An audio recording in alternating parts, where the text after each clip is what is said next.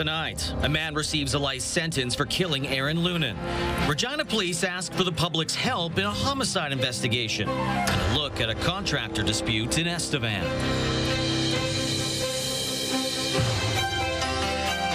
Live from our studios in Regina, this is CTV News.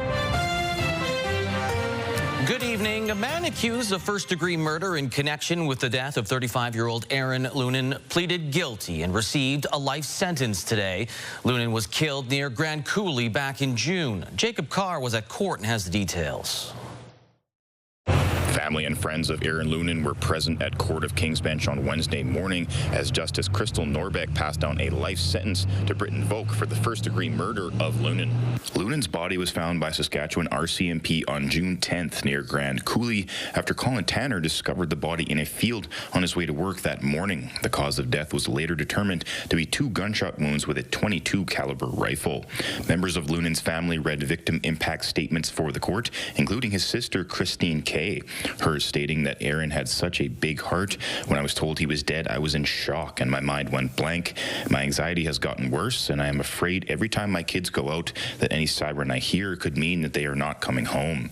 Lunan's father, Alan, and mother, Janet, had Crown Prosecutor David Belanger read their statements to the court. Alan's reading, in part, "When I think of how he was murdered, I get angry. Sometimes I'll hear him calling out to me for help. I wish I could climb up to heaven to give my son a big hug and tell him I miss him." And Janet saying, "When I heard the news, it didn't feel real, and now I feel empty inside. Now when I hear a song we used to sing together, my heart aches. I'll never get to hear his voice or hold him again." It's very difficult to hear families suffering such as this, and this is why the criminal justice system treats murderer with a mandatory life imprisonment sentence. The life sentence for Volk includes a prohibition on firearms for life, along with a no-contact order with Alan and Janet Lunan, Christine Kay, and the co-accused, Patrick Akapew, Tyler Edwards, and Kayla Mitten. Jacob Carr, CTV News, Regina. A judge in a Saskatoon manslaughter trial is expected to deliver his instructions to the jury tomorrow morning as the trial of Roderick Sutherland nears its end.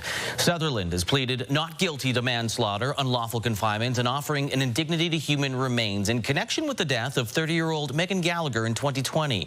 Court heard Gallagher was killed inside a Saskatoon garage while she was restrained to a chair. Key evidence in the case is a recorded video statement Sutherland gave to police and testimony from Bobby Thomas, one of the people who was in the garage. Regina police are looking for anyone with video surveillance footage that could help a homicide investigation. The call is connected to the investigation to a man's death that began on Thanksgiving Monday when police found a man's body on the 100 block of College Avenue. Major crimes and forensics were called in to help the investigation. Now police are asking anyone in the area of the Al Ritchie neighborhood who has video surveillance footage between 4 and 5 a.m. Monday to reach out to police investigators. Other tips can also be reported to police or anonymously through Crime Stoppers. Police are investigating a fatal rollover near Spy Hill. Esterhazy RCMP responded to the scene around 8:20 Tuesday night on Highway 8 south of Spy Hill. Police say the sole occupant of the vehicle, a 29-year-old man from Saskatoon, was declared dead on scene. His family has been notified. And some sad news, prominent Regina lawyer Tony Merchant has passed away. Merchant died on Thanksgiving Monday at the age of 81. He is best known for representing residential school survivors in a $1.9 billion settlement against the federal government. The 2005 class action lawsuit is the largest in Canadian history. He also served in the legislature from 75 to 78 as Liberal MLA for Regina, Wascana. A service for Tony Merchant will be held next week. A family in Estevan are in legal limbo as they wait to find out who will be picking up the hefty bill on the reconstruction of their home. Mick Fable tells us more. $1 million home with $1 million problem. Scott and Jamie Schaff are witnessing their dream home fall apart piece by piece. The couple says it all began in 2021 with a water leak, leading to a costly rebuild and years of headaches. Once we discovered where it was coming in, we decided to peel some stone off the exterior of the house. And when we did that, the stone actually just fell right off the house. It was like completely rotten. Rotted right out. So the stone was attached to the OSB underneath, and the OSB was like oatmeal. You could stick your fingers right through.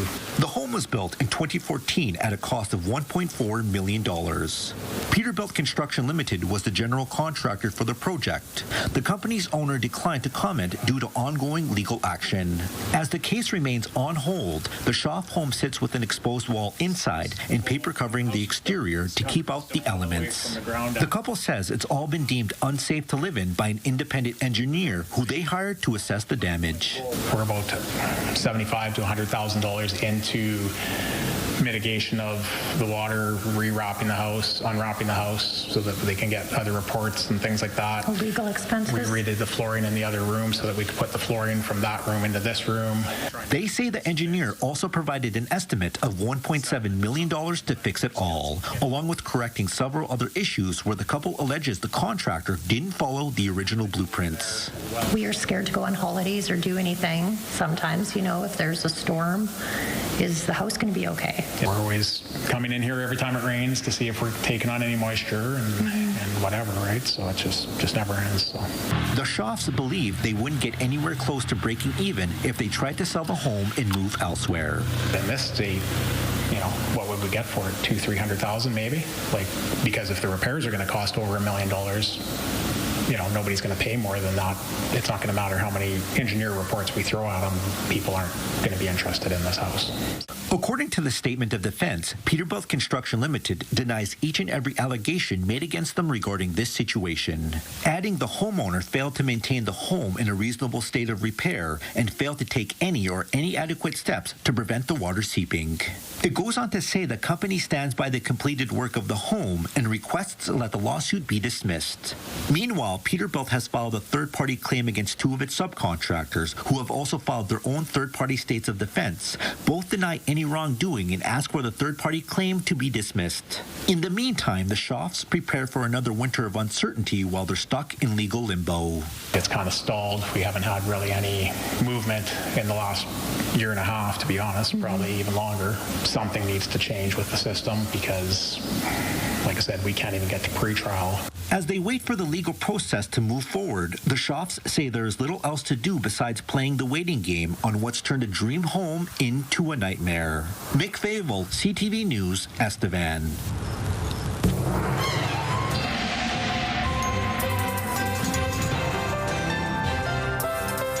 Let's go to Sabine in our weather center for our first look at weather and conditions. Still a little cooler than what we may expect. Not much, but still a little cooler. Yeah, cooler than seasonal, at least for today and possibly for a number of days heading into the weekend, Lee, and cloudy. The good news, no snow.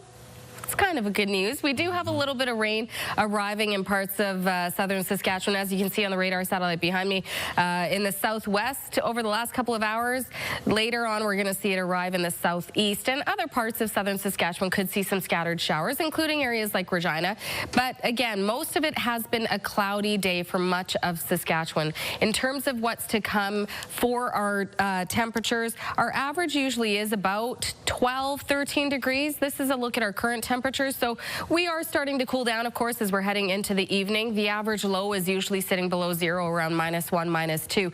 We will not be seeing those types of lows, at least not for this week, but we will see cooler than seasonal temperatures continuing into the rest of this week. But by the time the weekend arrives, temperatures a little warmer and more sunshine. I'll have details in your forecast. Lee? All right, thank you, Sabine. It's been almost 5 months since wildfires devastated northern communities, and while some residents have received the help they needed, others are still waiting. As Carla Shinkaruk tells us, there are questions about when help is coming as winter approaches.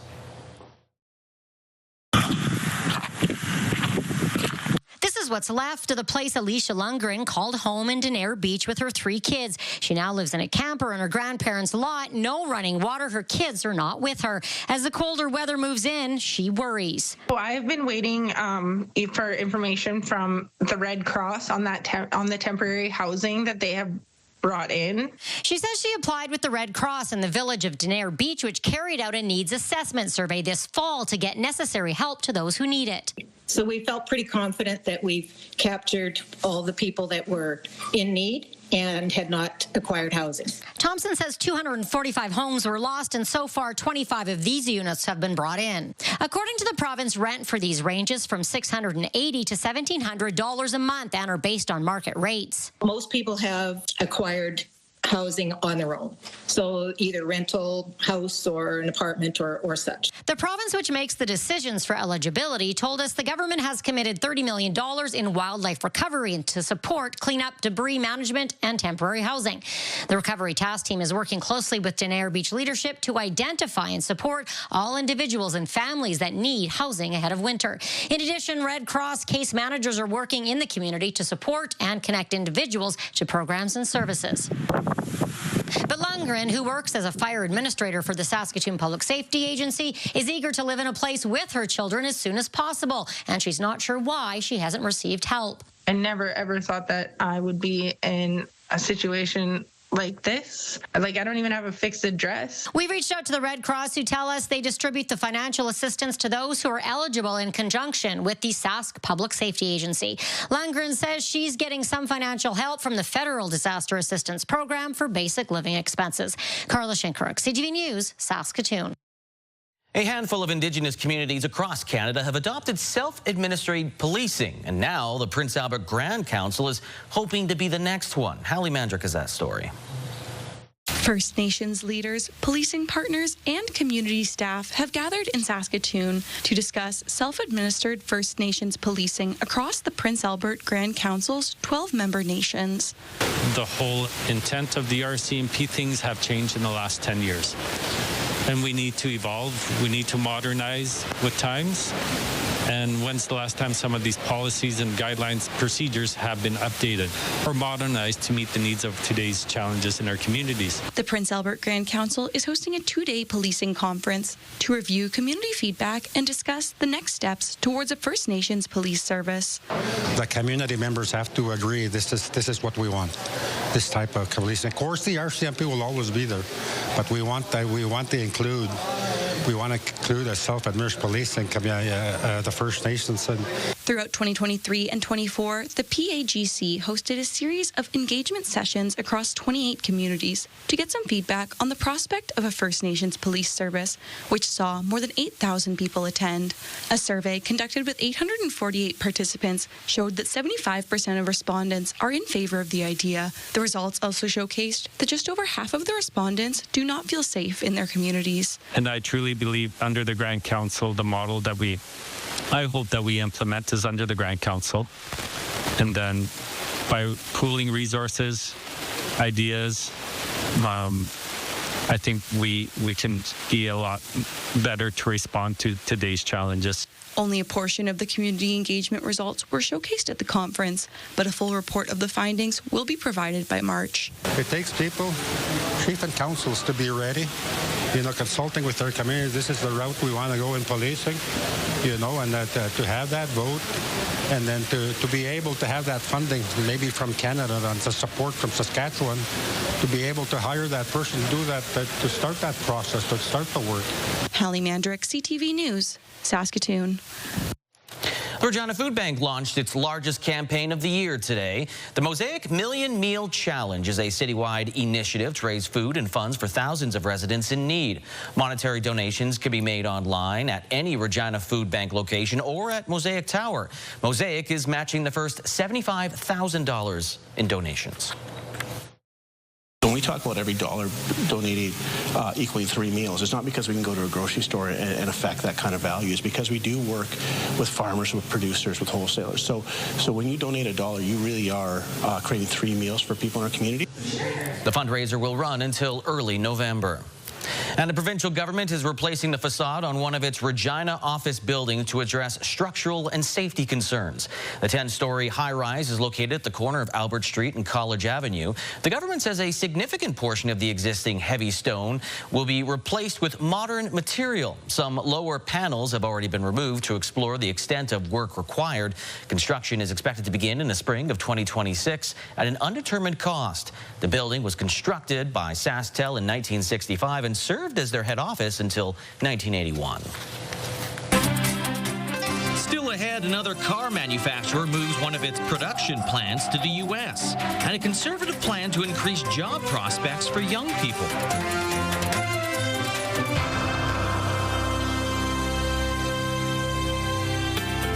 Your morning just got a little brighter. Start your day with CTV Your Morning, and you could win $20,000. For your chance to win, watch CTV Your Morning Saskatchewan, weekday mornings 6 to 9.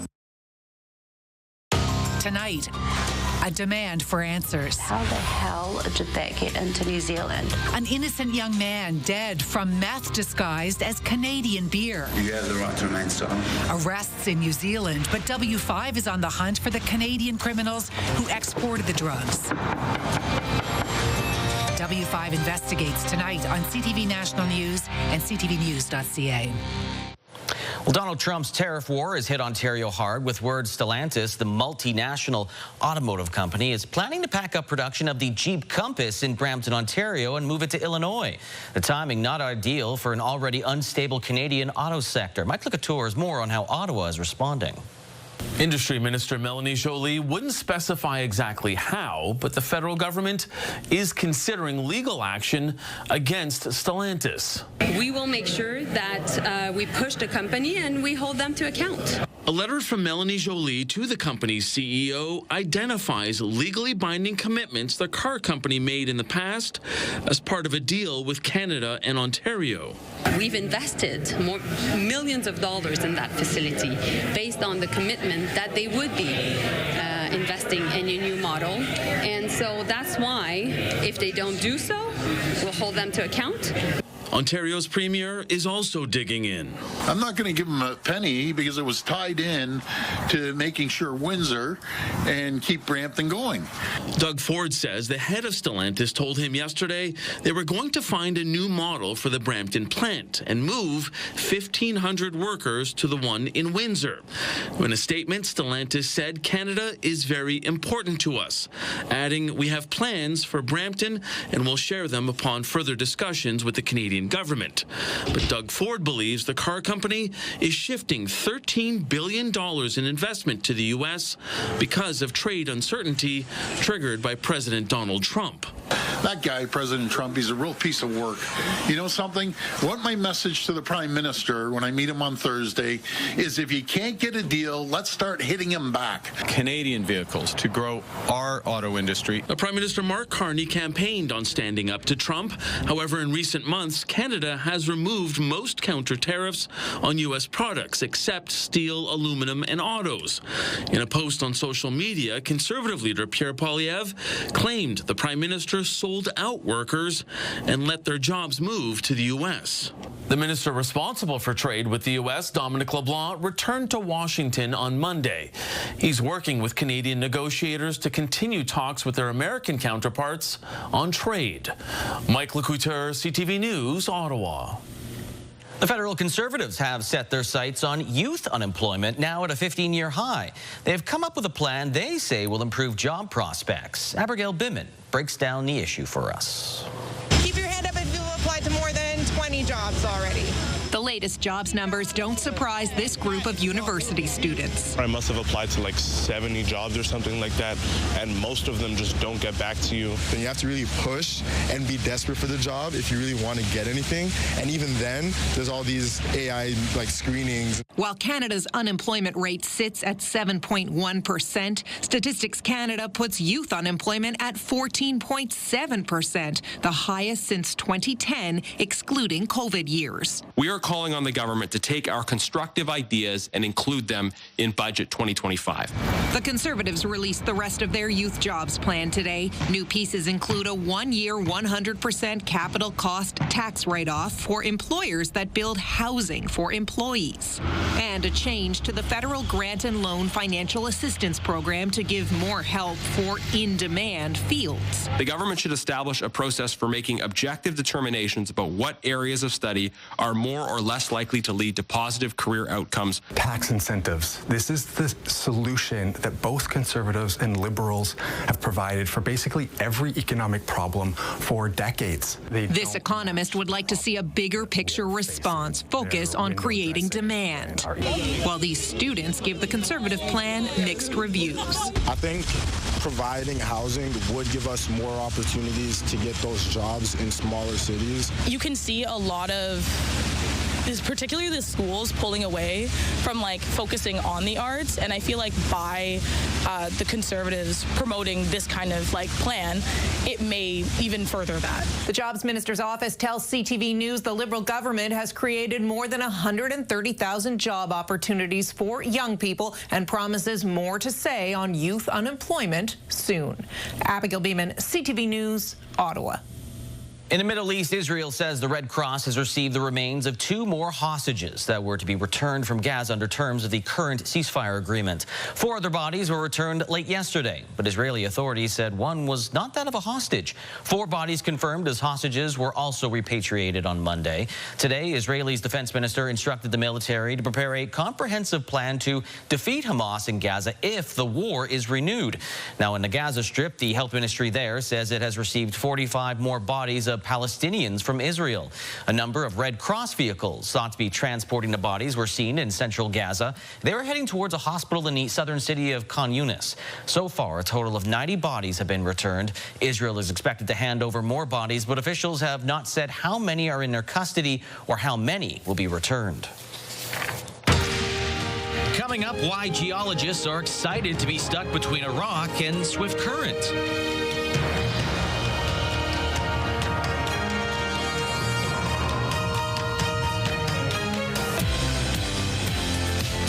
Winter is coming. Is your home ready? Thursday on Your Morning, the experts at Regina Plumbing and Heating on how to properly winterize your home ahead of the snowfall.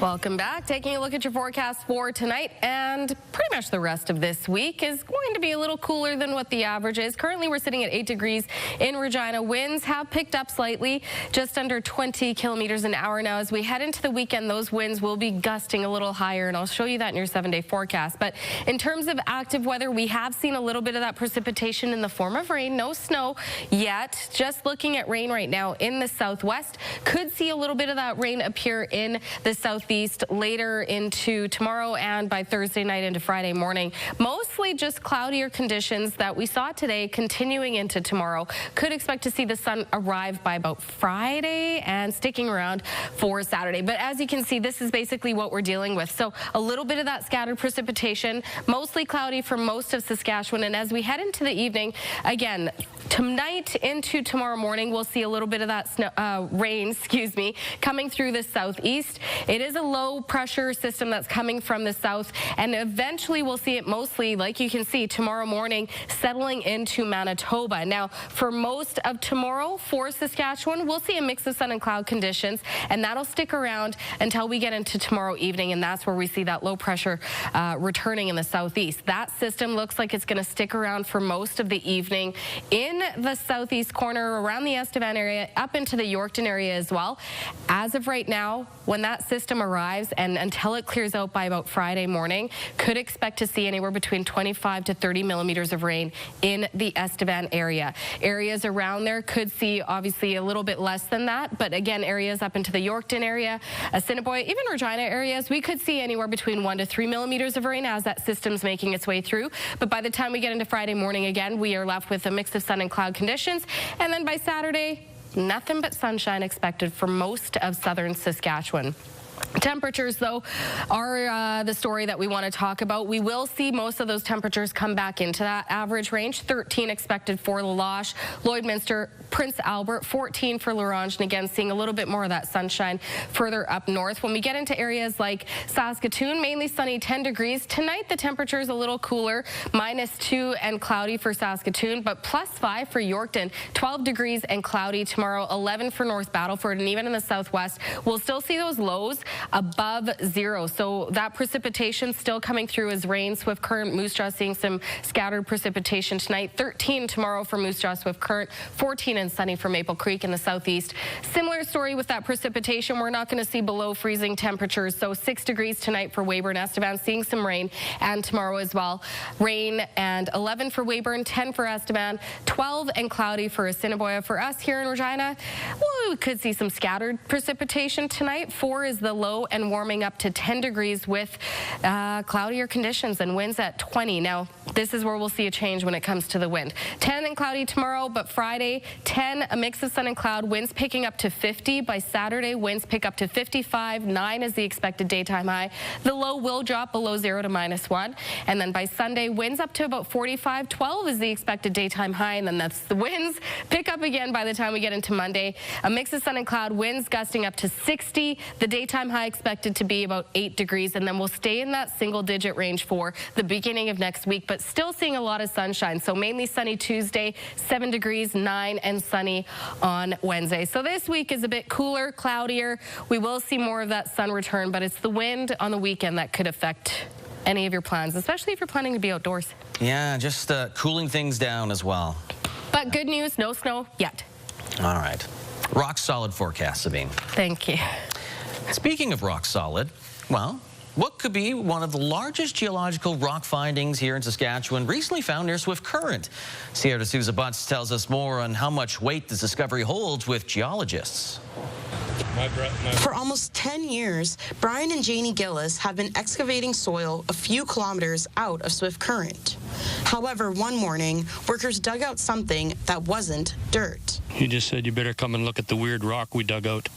The rock in question turned out to be a 50-ton concretion forming about 80 million years ago. I was really excited because to me it looked like an egg, but my family didn't seem too excited.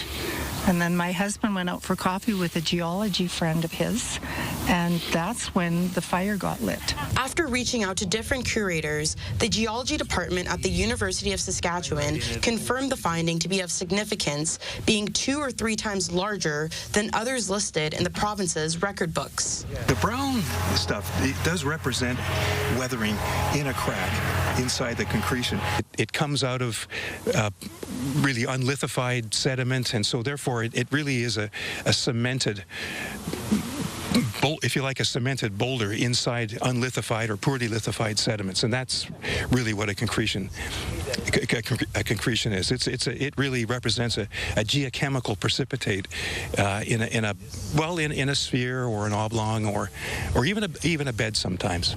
Pratt adding, a concretion is different from a fossil as it does not possess any living properties, but rather earthly elements. Then we'll probably have what's called a thin section made, and that's where we glue a piece down onto glass, and then we grind that down so you can see through it. And then under a special microscope, we can tell what kind of minerals we got. Now being sent to a lab for testing, Janie is looking forward to finding out more about its origin. It's been here forever, so it isn't new, but it's new to us. The Gillis family says they hope the concretion can be used for educational purposes. Where it will end up is unknown, as moving a 50-ton rock can be quite the challenge. Sierra D'Souza Butts, CTV News, near Swift Current. Still ahead, they might be resting a handful of starters, but the expectations are still the same for the Riders in Winnipeg.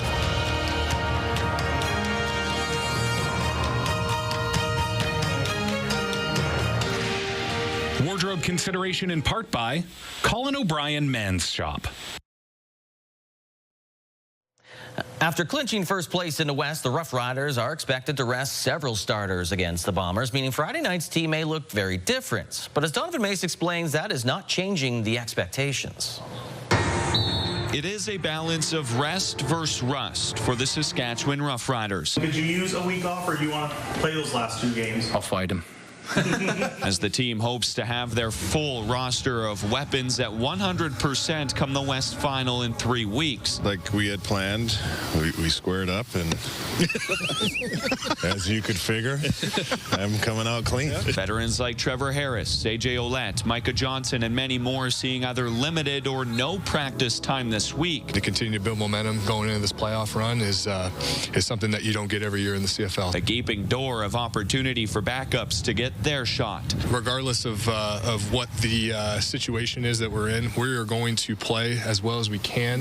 I think guys need to be able to prove that when they step on the field, there is no drop-off. I just want to go out there, show that I'm here for a reason, and not only prove it to them for having me out there, but also prove it to myself. Mayer has already seen some playing time this year, including a Week 4 start when Harris was out with a concussion. But despite the looming lineup changes, the expectations of execution remain the same. We expect you that when you get out there to play winning football. And we believe what our winning football, our brand is, and we think that everyone that we're putting out there can do that. And we're expected to go out there and play and play hard and then come back 1-0. Now, head coach Corey Mesa is hopeful Keyshawn Johnson will be back on the field at some point this year after he left last week's game with a knee injury. The same is true for short yardage quarterback Tommy Stevens, who has missed the last 2 games also with a knee injury. Donovan May, CTV News, Regina.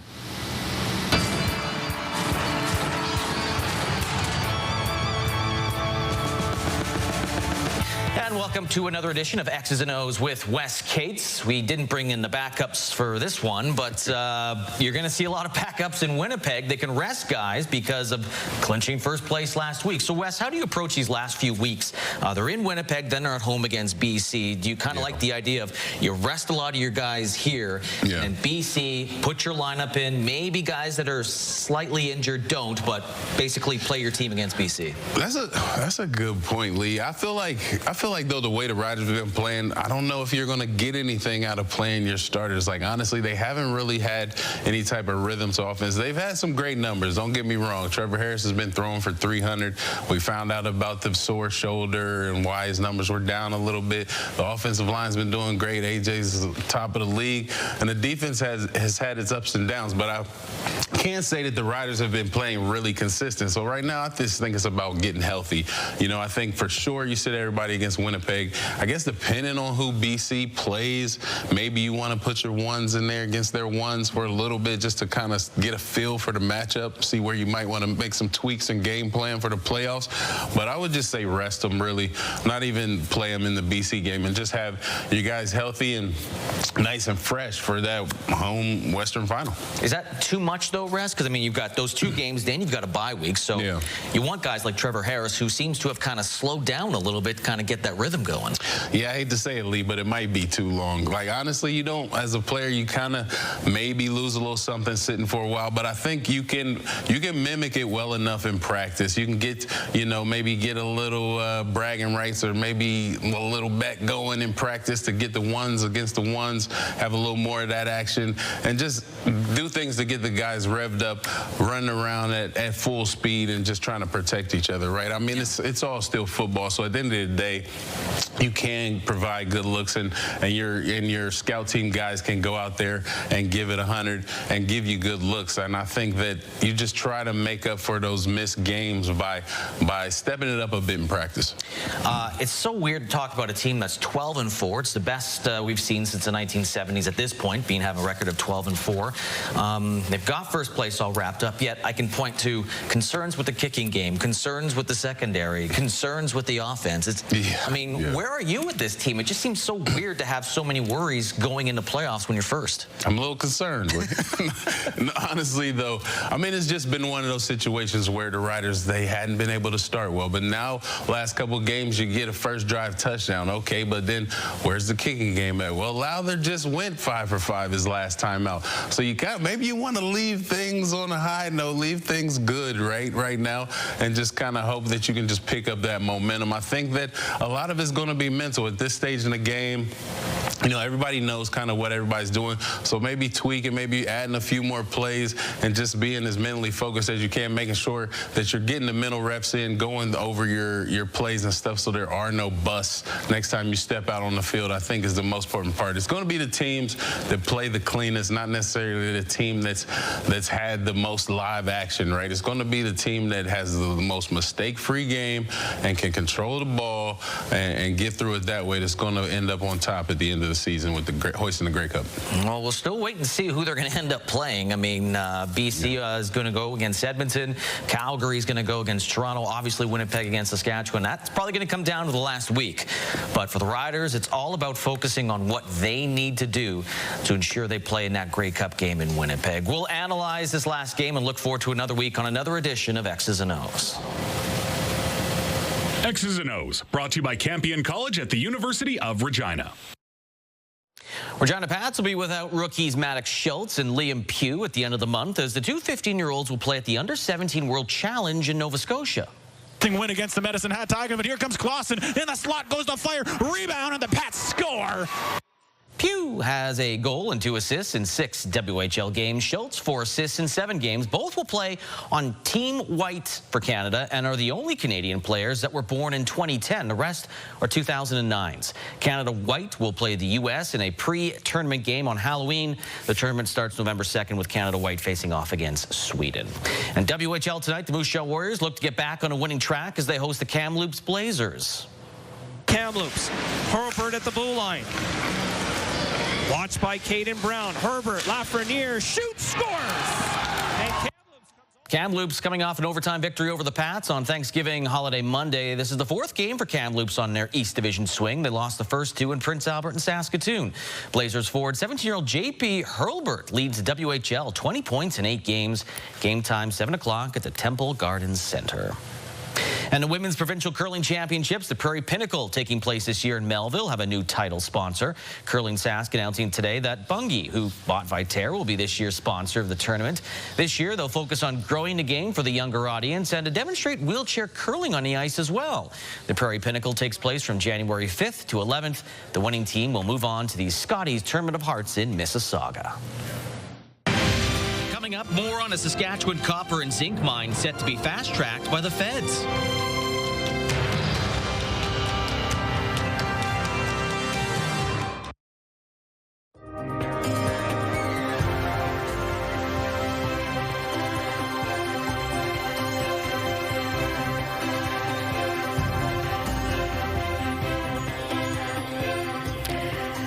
Welcome back. Let's take a look at your rural forecast as we head into tomorrow. We're going to see a lot of areas get back into that seasonal range. Areas in the low teens, even around 12 degrees, which is the average, and more sunshine, excuse me, expected for parts of Saskatchewan. Sunnier in Outlook, 14 degrees, and for Meadow Lake, a mix of sun and cloud for Hudson Bay, 12 degrees, 10 for Watrous, mainly sunny, and sunshine for Spiritwood, Lloydminster, 13 degrees. Now, when we get closer to the southern border, we'll see a little bit more of that precipitation expected because of that system coming in from Montana, bringing rain to Carlisle, 9 degrees, Coronach, rain in 11. Mix of sun and cloud, but 11 for Rockland, and expecting some showers there, and then cloudier for many parts like Kenora, Broadview, Pilot Butte, Lumsden, Assiniboia, all within a couple degrees, still within that seasonal range. And then Maple Creek, sunny and 14 degrees, 13 for East End Cypress, and mainly sunny. If we take a closer look at Watson, located about 190 kilometers north of Regina. Also, fun fact, little NHL connection to Watson. Dustin Tokarski, an NHL goaltender, and Max McNabb, both born, well, Dustin was born in Humboldt, grew up in Watson. Tomorrow, it's going to be 11 degrees, mainly sunny, and a little bit of wind just sitting at about 15 kilometers an hour, and that's what your day is expected to look like in Watson.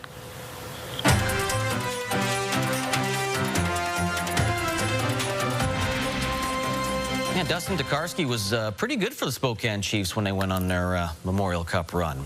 Construction on Saskatchewan's new copper mine that Ottawa announced as one of its fast-track project is more than halfway complete. Stacey Hine has more on what that means for the province.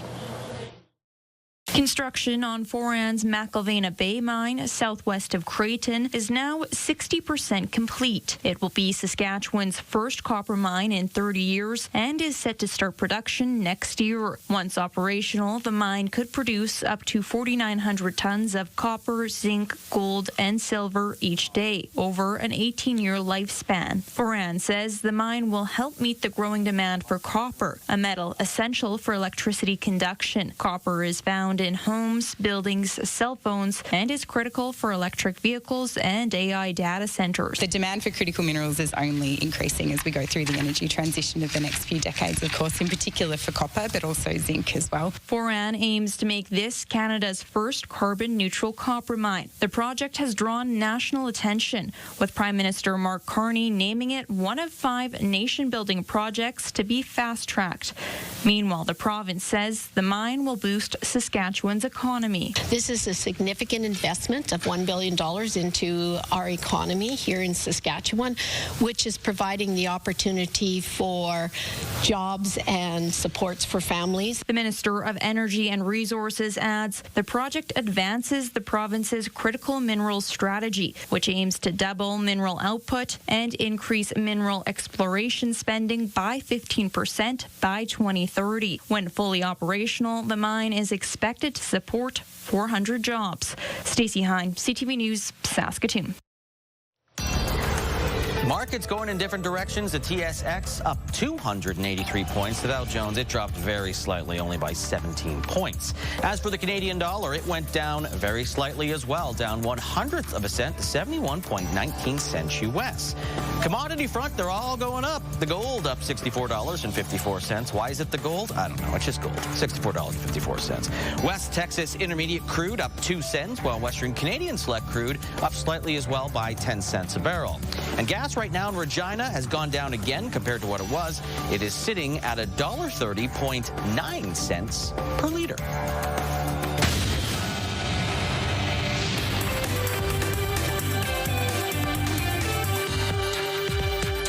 Sales fell in 12 of the 21 subsectors tracked by Statistics Canada, coming in at $69.4 billion. And that's a drop from the July number of $70.3 billion.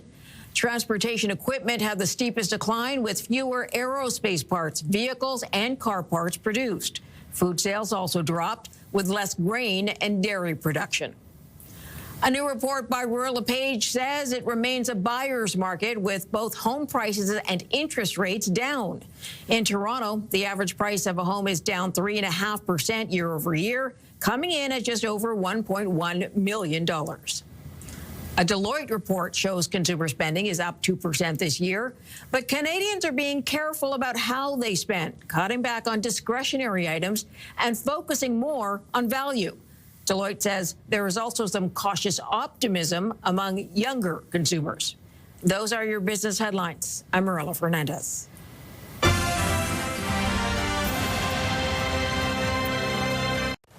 Coming up tonight after the newscast, shifting gears, followed by 2 episodes of George and Mandy's First Marriage, The Amazing Race at 8:30, and then The Floor.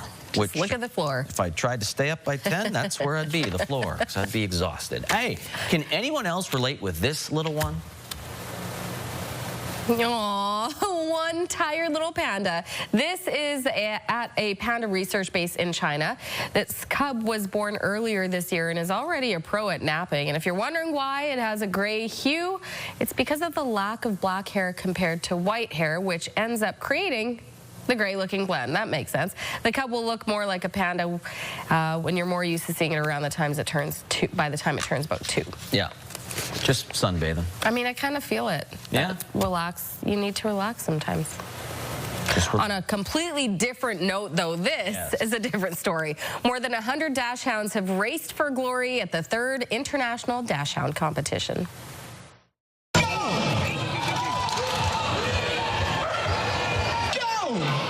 Those little legs were dashing. Races, just one part of the festival in Germany. The fastest dog completed the 40-meter track in 4.4 seconds. What? The event also included some dog dancing demos. Oh, I'm guessing that's what this is. Ahead of the European Dog Dancing Championships, it's a real thing, coming to Hungary next month. Okay, that's kind of fun. But 4.4 seconds, that's really fast for those little legs. That's fast for a wiener dog. Gotta go fast. Do that again? Hey, you made it, by the way. I survived.